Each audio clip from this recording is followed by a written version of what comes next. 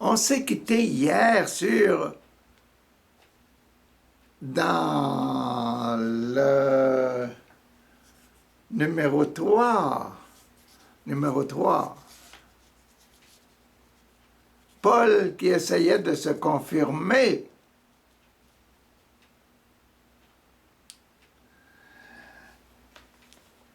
Le commandant voulait savoir de façon précise de quoi les Juifs accusaient Paul. C'est pourquoi le lendemain, il le délia de ses chaînes et ordonna au chef des prêtres et à tout le conseil supérieur de se réunir. Puis il amena Paul et le plaça devant eux. C'est là qu'on était hier. Paul est placé devant le grand conseil. Et aujourd'hui, nous sommes donc devant le grand conseil dans la famille, dans l'Église juive, avec les commandements de Moïse, la circoncision de Moïse et les Juifs pharisiens et sadducéens qui veulent faire observer la loi. Qu'est-ce qu'il y a dans ce numéro 4 dans cette église? Qu'est-ce qu'elle a dans le ventre, cette église-là? Voyons comment les actes des apôtres vont confirmer la spiritualité des sacrements. Sacrement du baptême, que ton nom soit sanctifié.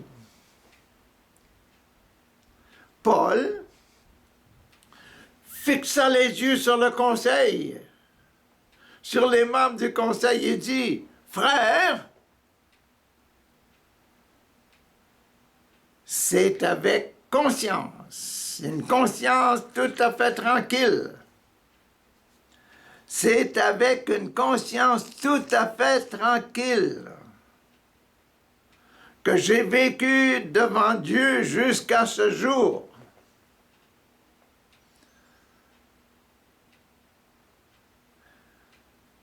Vous apercevez déjà, avec cette phrase, c'est avec une conscience tout à fait tranquille, un cœur tranquille, un cœur paisible, la spiritualité du sacrement de baptême.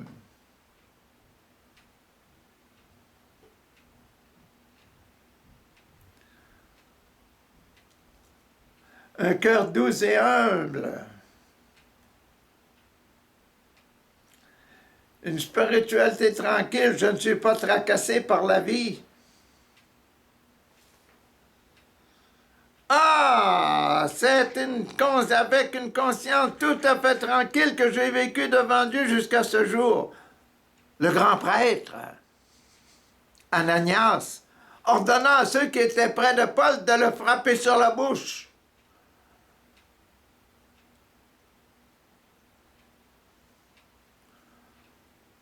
Alors Paul lui dit, « C'est Dieu qui te frappera, espèce de mur blanchi.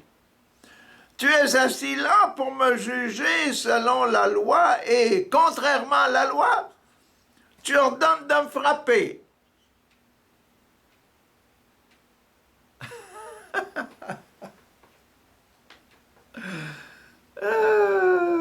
Le sacrement de baptême. Tu ne respectes pas un enfant de Dieu, un enfant qui a le cœur pur, qui est déjà donné à Dieu.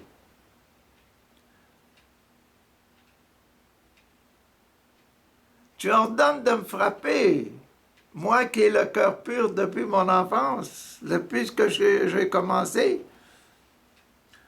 Ceux qui étaient près de Paul lui dirent, « Tu insultes le grand prêtre de Dieu! » Paul, tu es en train d'insulter le grand prêtre de Dieu. Paul répondit, « Je ne savais pas, frère, que c'était le grand prêtre. En effet, l'Écriture déclare, « Tu ne diras pas de mal du chef de ton peuple. »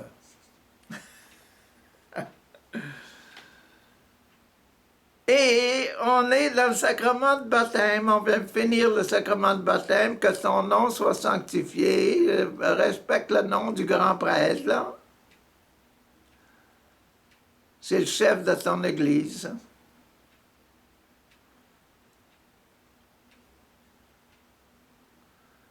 Passons au sacrement de la réconciliation maintenant. Paul savait que les membres du conseil étaient en partie des Sadducéens et en partie les pharisiens. C'est pourquoi il s'écriait devant eux, « Frères,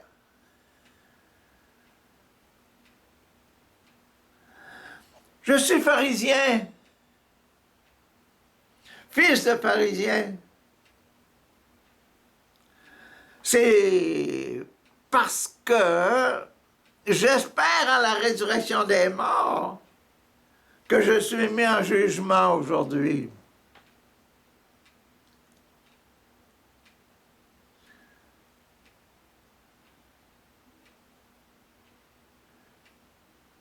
Quand il eut dit ces mots, les pharisiens et les sadducéens se mirent à se disputer et l'assemblée se divisa. Les Sadducéens disent en effet que les morts ne reviennent pas à la vie et qu'il n'y a ni ange ni esprit. Tandis que les pharisiens croient en tout ça. Les pharisiens, il y a les anges, il y a les esprits, ça existe.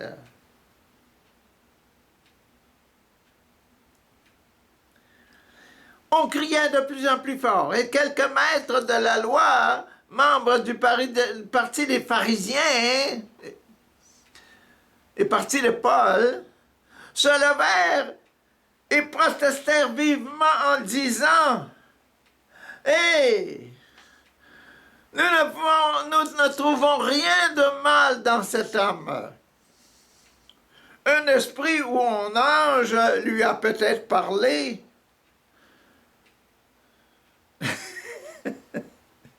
Les pharisiens s'expriment, hein? Ils disent qu'ils le croient dans la résurrection, puis les anges. Hein? Et puis, ils parlent de Paul, hein, qui avait, hier ou avant-hier, il avait dit, hein, moi, là, Jésus m'est apparu, puis il m'a parlé.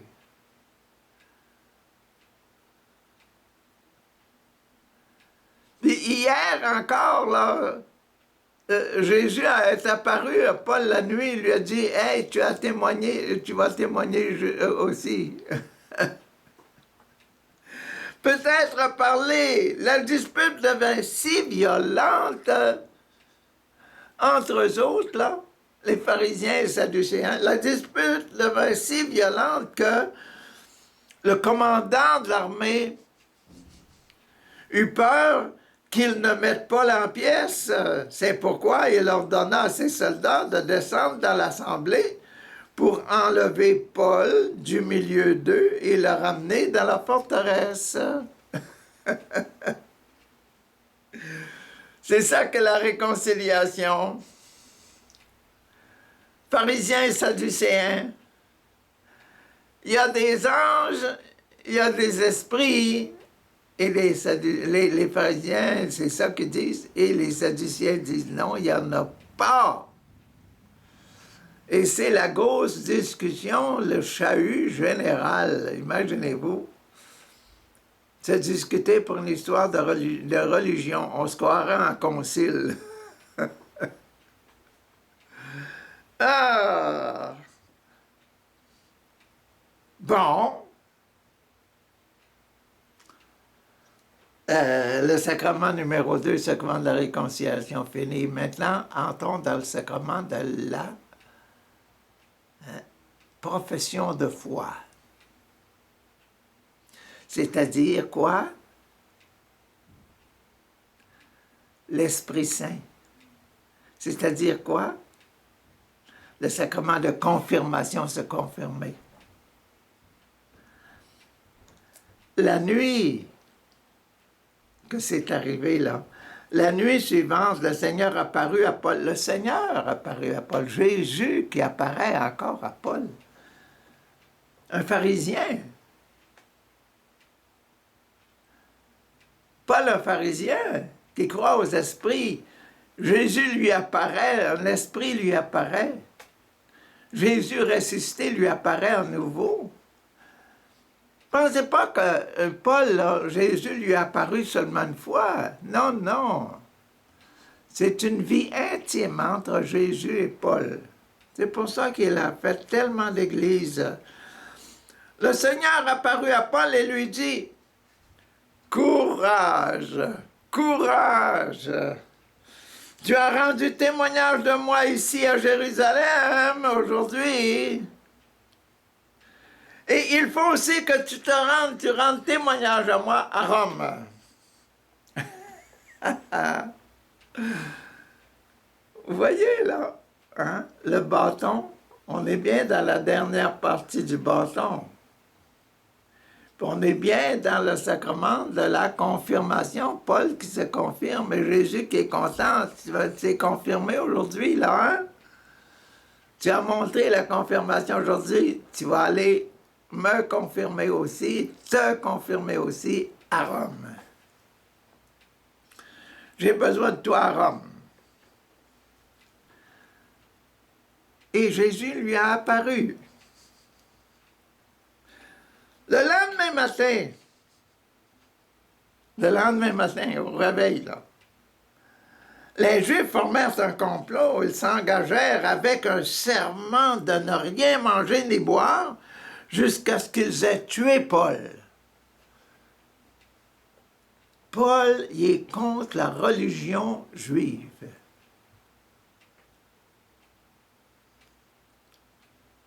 Et ils croyaient bien faire, les Juifs, hein? C'était des Juifs zélés, ça, comme Paul était zélé,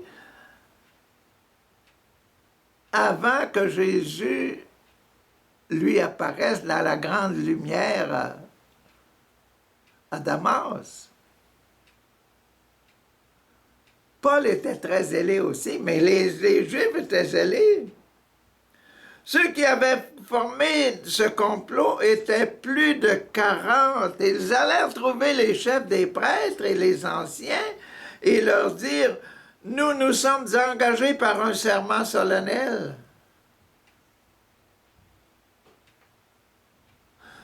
Nous nous sommes engagés par un serment solennel à ne rien manger jusqu'à ce que nous ayons tué Paul. » Devant les prêtres, hein?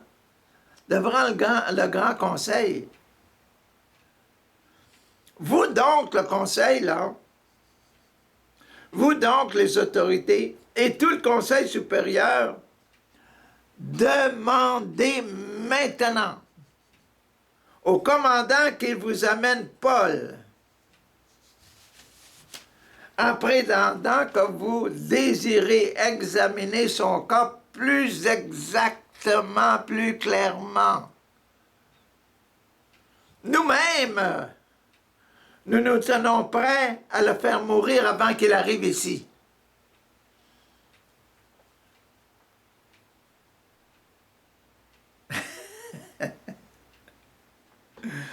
La confirmation. Nous sommes des bons Juifs. Et lui ne doit plus exister parce qu'il est contre notre religion. Les batailles de religion. Qu'est-ce qu'il faut en penser, hein? Esprit Saint, éclaire-nous, hein? Qu'est-ce qu'il faut penser des guerres de religion? La guerre est jamais bonne. C'est toujours la paix qui est le meilleur.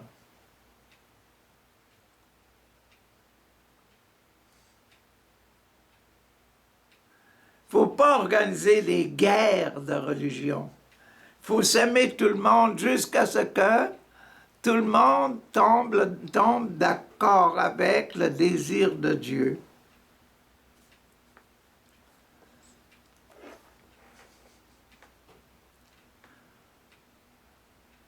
Ah bon, commençons le quatrième sacrement, le sacrement maintenant de l'Eucharistie. Jésus, Dieu, au milieu de son peuple. Comment Dieu, dans cette histoire-là, comment Dieu va-t-il se montrer? Jésus va-t-il se montrer? Il s'est déjà montré pour l'autre. Il dit, tu vas me... Hein, il est apparu à Paul, il dit, tu vas j'ai besoin de toi à Rome pour témoigner aussi. Maintenant, là, mais le fils de la sœur de Paul entendit parler de ce complot. Ils veulent tuer mon oncle.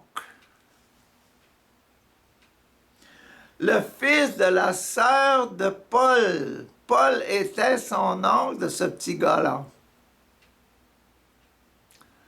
Et pour lui, ce fils-là, mon oncle Paul, là, quand il en entendait parler à la maison, là, Paul, c'était un grand missionnaire. Un vrai apôtre de la nouvelle religion. Lui, il a entendu parler du complot. Mais le fils de la sœur de Paul entendit parler de ce complot. Il se rendit à la forteresse, se rendit à la prison. Il entra et avertit Paul. Paul, ils veulent te tuer. Ils ont fait un gros complot. Plus que 40. Ils ont fait un vœu de te tuer. Alors Paul appela un des officiers qui est alentour des gardes et lui dit, « Conduis ce jeune homme au commandant. Amène ce petit jeune homme, mon neveu, au commandant, car il a quelque chose à lui dire. » L'officier prit avec lui le conduisit au commandant et lui dit, « Le prisonnier Paul m'a appelé et m'a demandé de t'amener ce jeune homme qui a quelque chose à te dire. » Hein? OK. Le commandant prit le jeune homme par la main, se retira seul avec lui et lui demanda, « Qu'as-tu à me dire? Qu'as-tu à me dire? » Il répondit, « Les Juifs se sont mis d'accord pour te demander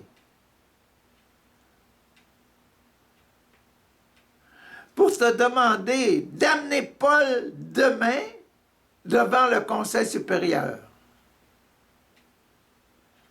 Les Juifs se sont mis d'accord pour te demander d'apporter Paul devant le Conseil supérieur, en prétendant que le Conseil désire examiner son cas plus exactement.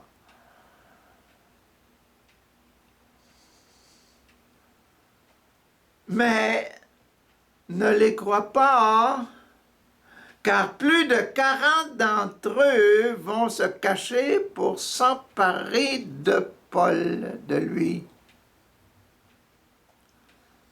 Ils se sont engagés par serment à ne rien manger ni boire jusqu'à ce qu'il l'ait tué.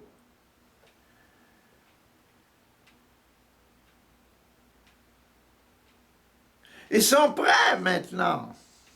Ils n'attendent plus que ta réponse.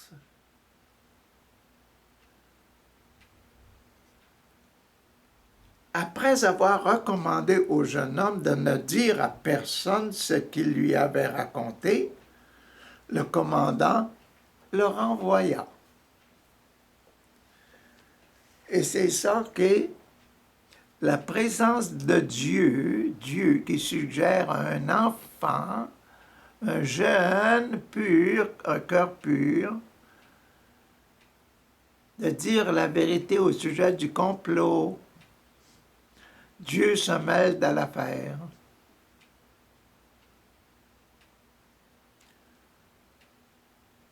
Parfois, on découvre que Dieu se mêle de nos affaires pas mal proches.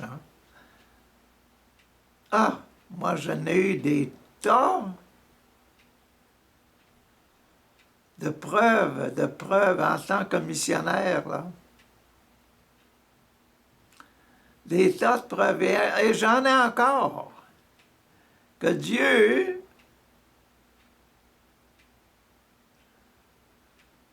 se manifeste grâce à ce qui nous entoure, à ceux qui nous entourent, à ceux qui nous entourent.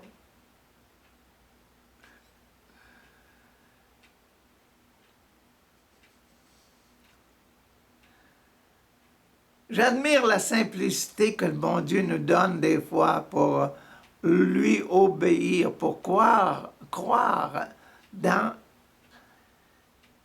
les enseignements qu'il nous donne, les indications qu'il nous donne. Merci Seigneur pour toutes les indications que j'ai suivies, que je trouve maintenant si merveilleuses, si belles. Ah Seigneur, que le Seigneur est bon, que le Seigneur est bon.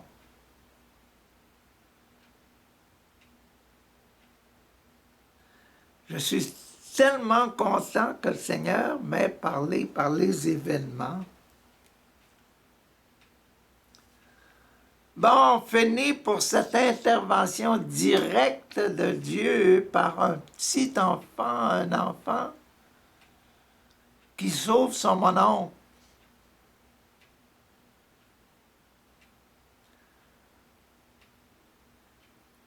Qui découvre le poteau rose puis qui sauve son mononcle. Bon, nous entrons maintenant dans l'extrême action. Qu'est-ce qui va se passer, l'extrême onction, le sacrement de l'extrême onction? Qu'est-ce qui va se passer? Quelle sera l'extrême action? Ensuite, le commandant appela 2 de ses officiers et leur dit, rassemblez 200 soldats. Oh, des centurions. 2 centurions, il y a 100 soldats, 100 soldats, 100 soldats, ça fait 200 soldats. Appelez vos soldats. Ainsi que 70 cavaliers. Et 200 hommes armés de lances, et soyez tous prêts à partir pour Césarée. De Rome, rendez-vous à Césarée, près de la mer Méditerranée, à 9 heures du soir.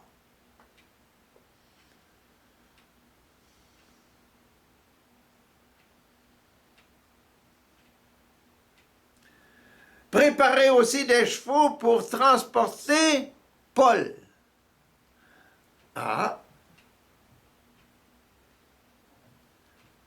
Et le mener sain et sauf au gouverneur Félix de la région de Césarée.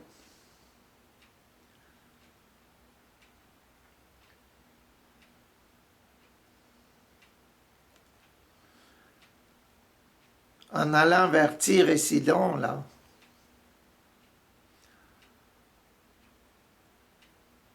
En s'approchant de Tarse en haut, là. Bon. Et il écrivit la lettre suivante pour le gouverneur. Claude Lysias adresse ses salutations à son Excellence le gouverneur Félix. Les Juifs étaient emparés de cet homme et allaient le tuer quand j'appris qu'il était citoyen romain. Je suis alors intervenu avec mes soldats et je l'ai délivré. Comme je voulais savoir de quoi les Juifs l'accusaient, je l'ai amené devant leur conseil supérieur. J'ai découvert qu'ils l'accusaient à propos de questions relatives à leur foi. la résurrection des morts, la présence des anges des anges et des esprits. Mais qu'on ne pouvait lui reprocher, j'ai découvert qu'on ne pouvait lui reprocher aucune faute pour laquelle il aurait mérité de mourir ou d'être mis en prison, même pas en prison, méritait même pas d'être mis en prison. Puis je l'ai mis en prison pour le sauver. Puis lorsque j'ai été averti que les Juifs formaient un complot contre lui, je te l'ai aussitôt envoyé et je demandai à ses accusateurs de porter leur plainte contre lui devant toi.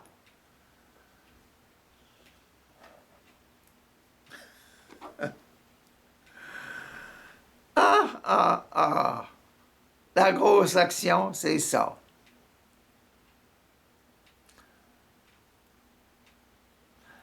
Cent soldats, 100 soldats, 200 soldats.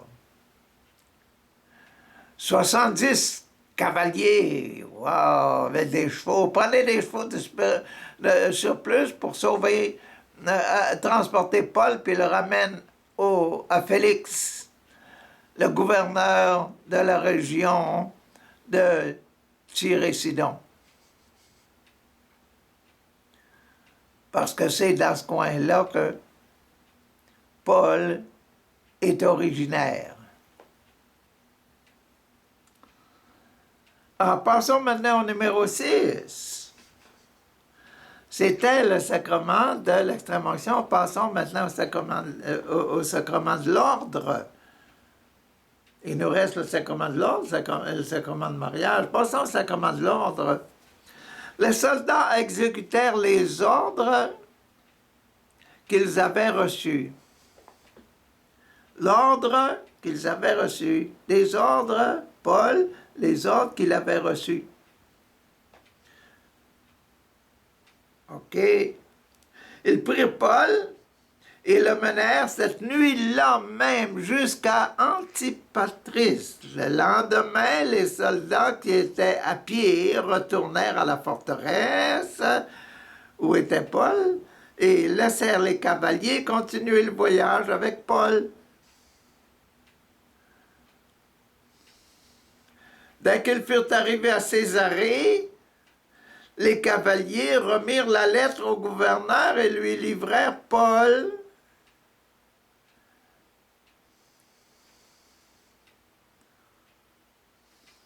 Le gouverneur lut la lettre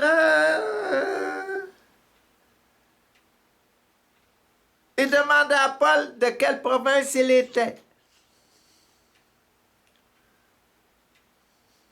Après avoir appris qu'il était de Cilicie au nord, il lui dit, je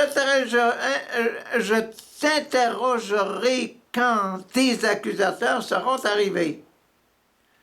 Et il donna l'ordre de garder Paul dans le palais d'Hérode, pas dans la prison.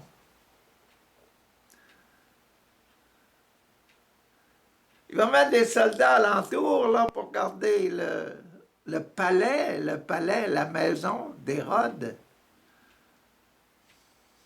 la résidence d'Hérode. À Césarée.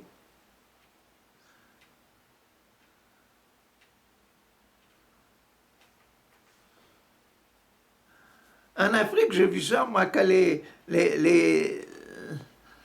premiers ministres là, des pays, là, il y avait des résidences un peu partout gardées par des soldats. Il ne fallait pas trop se rapprocher de ces résidences-là. Hein.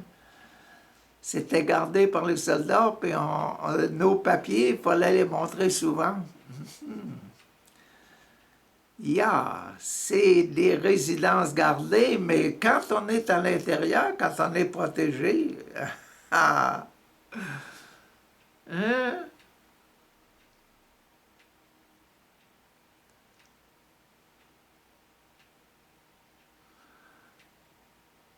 J'ai passé une belle nuit, moi, dans la résidence là, qui était réservée en Afrique. Gardez. J'étais avec le consul canadien en Afrique. Et puis, la maison était gardée par des soldats tout autour, hein? Des soldats africains. On dort bien, on sort en paix. On n'a pas de chaîne. On a eu bien du plaisir ensemble. Voyez-vous, il est gardé dans le palais d'Hérode. Paul n'est pas considéré comme un meurtrier, un malfaiteur. Non, non, c'est un bon garçon. Un ordonné, quelqu'un qui est dévoué pour la cause qu'il enseigne. Maintenant, passons au numéro 7.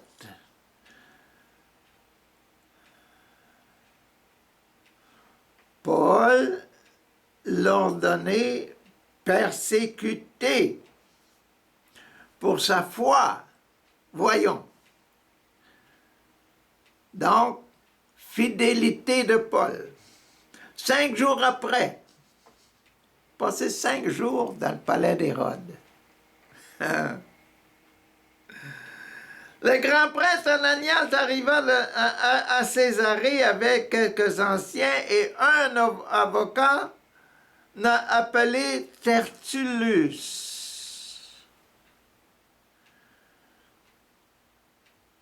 Le grand prêtre, avec des anciens, des Juifs, et le secrétaire, l'avocat. L'avocat, un avocat du jugement, appelé Tertullus. Ils se présentent devant le gouverneur Félix pour déposer leur plainte contre Paul. Celui-ci fut appelé et Tertullus se mit à l'accuser en ces mots. Oh, voilà. Qu'est-ce qu'il va dire de Paul? De la fidélité de Paul. Excellence!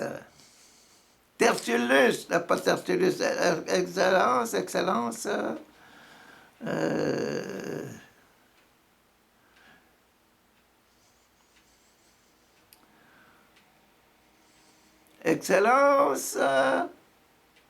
en tout cas.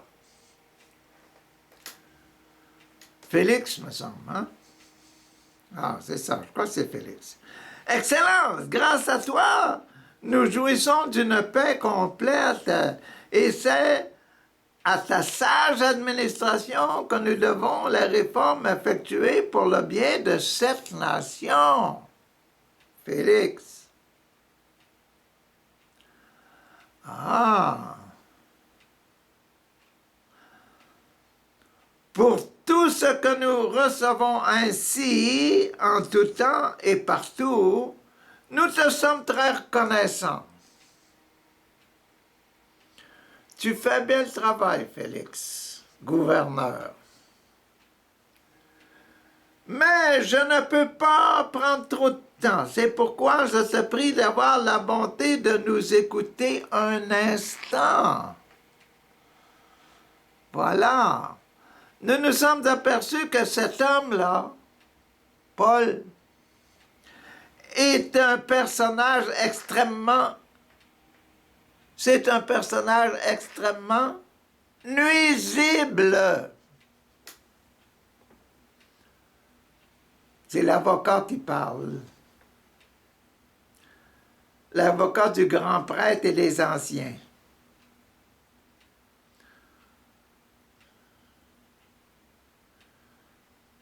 L'avocat doit dire les vérités, hein? Il provoque le désordre chez tous les Juifs du monde entier. Et c'est le chef du parti des Nazaréens. Ça vous dit rien, c'est un Nazaréen? Nazareth.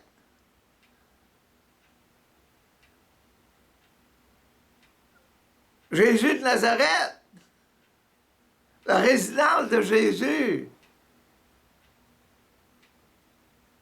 en Galilée, près de la mer de Galilée, Nazareth. Et puis maintenant, Paul, disent que c'est le chef du parti, c'est le chef du parti de Nazareth, c'est le chef de l'équipe de la nouvelle religion qui parle de Jésus de Nazareth.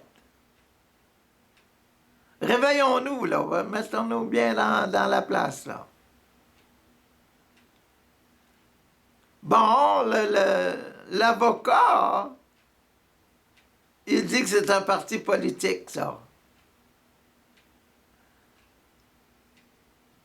Que Paul est le chef d'un parti politique. Imagine-toi.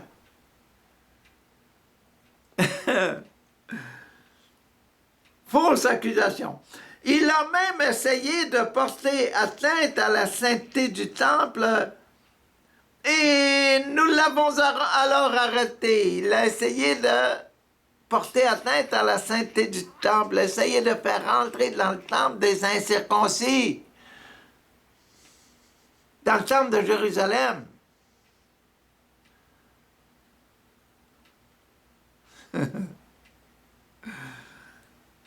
Et nous l'avons arrêté. Nous avons voulu le juger selon notre loi. Mais le commandant Lysias, qui était l'envoyé, là, le commandant Lysias est intervenu avec une grande violence. Il l'a pris de nos mains, il nous l'a enlevé.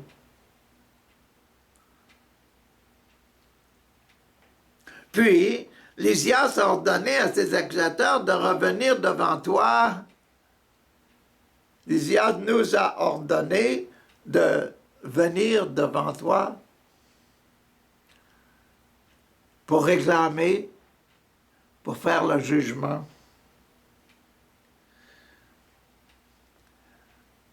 Félix, si tu interroges cet homme, tu pourras toi-même te rendre compte de la vérité de tout ce dont nous l'accusons. Ce dont nous l'accusons, c'était quoi? Il a fait du trouble dans le temple de Jérusalem et il veut faire entrer dans le temple de Jérusalem des incirconcis. Et deux, il est le chef du parti des les Nazaréens, du parti Jésus, qui est mort et ressuscité.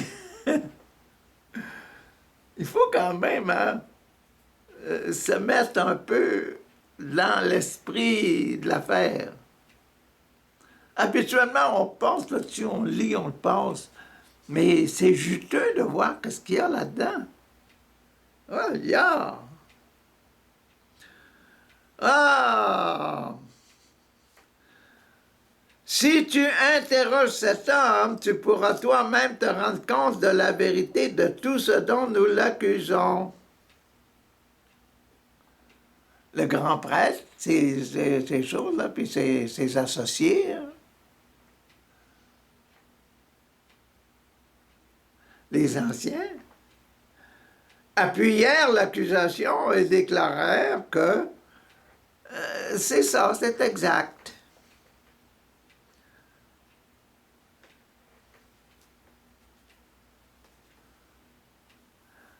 Bon, c'est là qu'on est, là.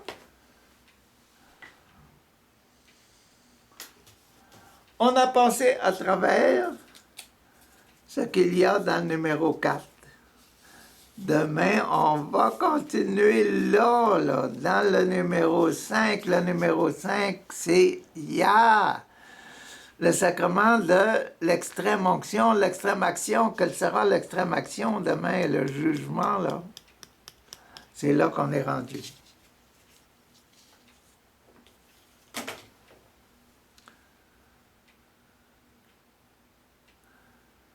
Que Dieu vous bénisse. Bonne journée.